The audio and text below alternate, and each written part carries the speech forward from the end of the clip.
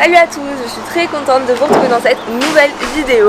Aujourd'hui je dois aller faire les courses, du coup je vais vous amener avec moi, je vais vous montrer un petit peu tout ce que j'achète. Je vais vous montrer que c'est pas forcément très cher de faire les courses pour rester fit et pour prendre du muscle, voilà. Donc c'est parti, on va essayer de trouver les aliments les plus sains du supermarché, let's go. Bon, on est dans le rayon multicolore, obviously je ne prends rien du tout, buvez de l'eau.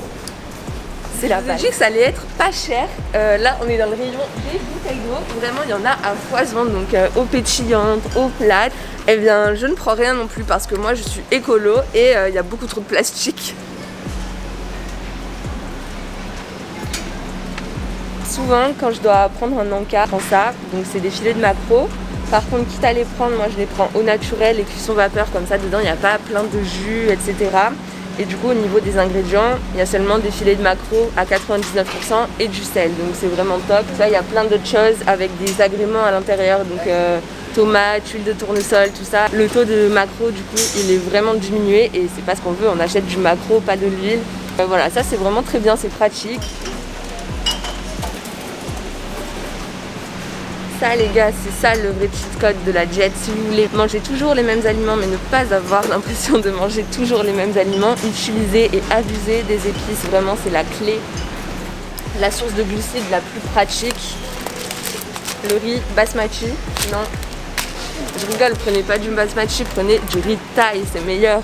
Un indispensable, même deux indispensables dans le même rayon, c'est le jackpot. La sauce soja. J'en mets de partout vraiment et la Szechuan en tout cas elle est très bien parce qu'à l'intérieur il y a seulement de l'eau, des graines de soja et du sel, donc il n'y a rien de bizarre, quoi que ce soit, pas d'ingrédients qu'on ne veut pas. Et avec ça, moi je kiffe le lait de coco pour toutes les préparations. En vrai c'est très sain, ça permet encore une fois de varier. Le beurre de cacahuète, pareil c'est trop bon. Bon alors c'est sûrement plus adapté à la prise de masse qu'à la sèche, mais perso même en sèche je l'utilise, surtout dans mes gainers.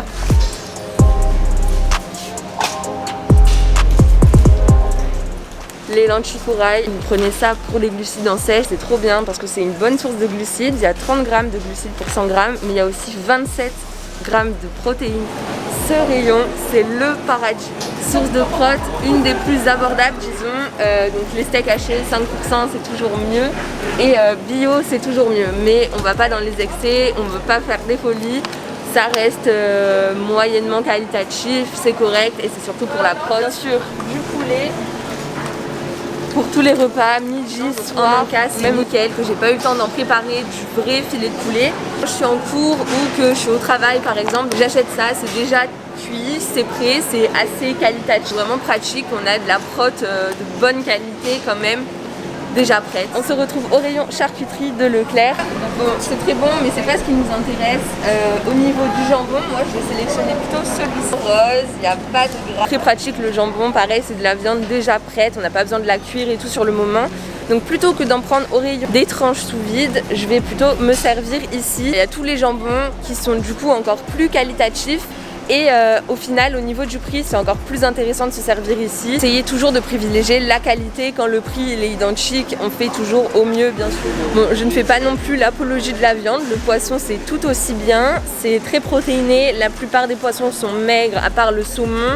À la limite, souvent, moi, à la place du saumon, j'utilise de la truite parce que c'est un petit peu moins gras que le saumon et en général il y a moins de métaux lourds etc. à l'intérieur. Le poisson blanc également c'est très bien, autant le midi comme le soir, ça peut remplacer du poulet ou du bœuf, c'est vraiment parfait. Et au rayon surgelé on en trouve du vraiment pas cher il me semble, au niveau du rapport qualité-prix c'est pas mal. Un autre truc vraiment trop pratique parce que bon les légumes frais c'est super mais c'est un petit peu limité au niveau du calendrier saisonnier. Du coup, bah là vous voyez, il y a tous les légumes surgelés. J'en ai toujours plusieurs paquets dans mon congélateur. Et c'est tout aussi bien parce qu'ils sont congelés directement après la récolte. Donc tous les minéraux sont conservés et un maximum de vitamines. Je consomme surtout et en fait uniquement des légumes verts. Donc les brocolis, les haricots verts, des poireaux également. Si vous voulez les sélectionner, eh bien prenez seulement les paquets où il y a écrit en gros par exemple brocoli, haricots verts, voilà. Après on a des mélanges, par exemple j'ai ici un mélange de légumes verts À l'intérieur, il y a seulement les légumes verts. Donc ça, c'est encore cool. Mais je sais qu'il existe beaucoup de légumes cuisinés. Tous les légumes qui sont cuisinés façon méditerranéenne, tout ça, à l'intérieur, on va retrouver des ingrédients qui ne nous intéressent pas du tout. Moi, ce que je veux, c'est des légumes quand j'achète des légumes. Donc voilà, faites attention. Vous avez vu que je ne fais pas vraiment attention à prendre le reste des produits en bio, mais pour les œufs, c'est vraiment très important.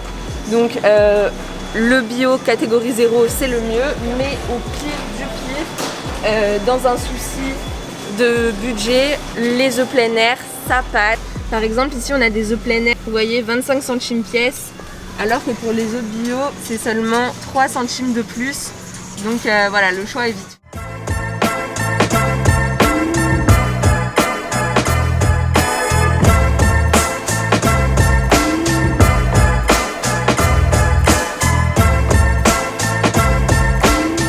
Au retour des courses, on va commencer dès maintenant avec le surgelé.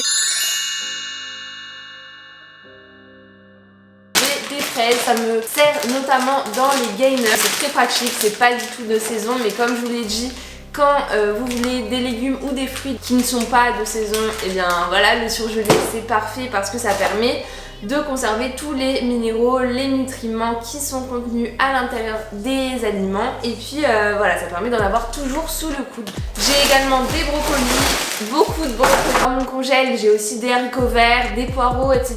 Donc vraiment j'ai le stock. J'ai également un sachet de salade, donc vraiment plus pratique que la salade fraîche, mais je trouve ça pas cool au niveau du plastique.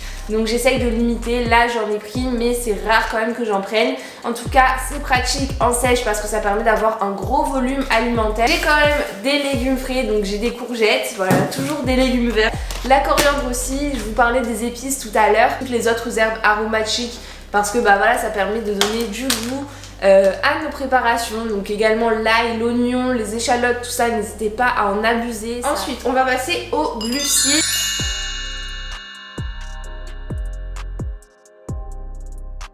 Je vous ai montré le riz thaï, pour moi c'est la base, c'est super pratique.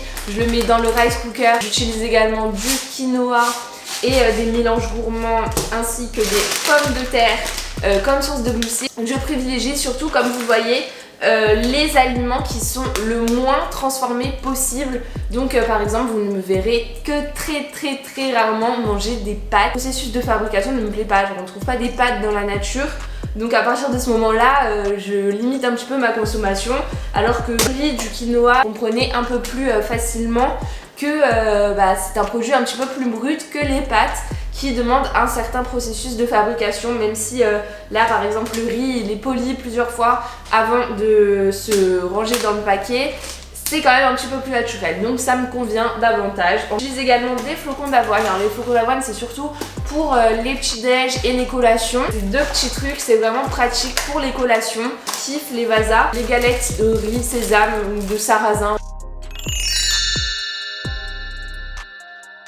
Pas mal d'emmental parce que je m'en sers vraiment assez quotidiennement dans les collations. Donc ça c'est ma source de lipides que j'utilise régulièrement. J'ai également du beurre de cacahuète qui va me servir également pour mes collations et mes petits déj. Donc pareil, c'est une bonne source de lipides mais également de protéines, donc c'est pour ça que c'est très intéressant. Tout comme l'emmental, hein, moi je renie pas du tout le fromage parce que pour 100 grammes on a bien 29 grammes de matière grasse certes, mais également 27 grammes de prot. On passe au prot.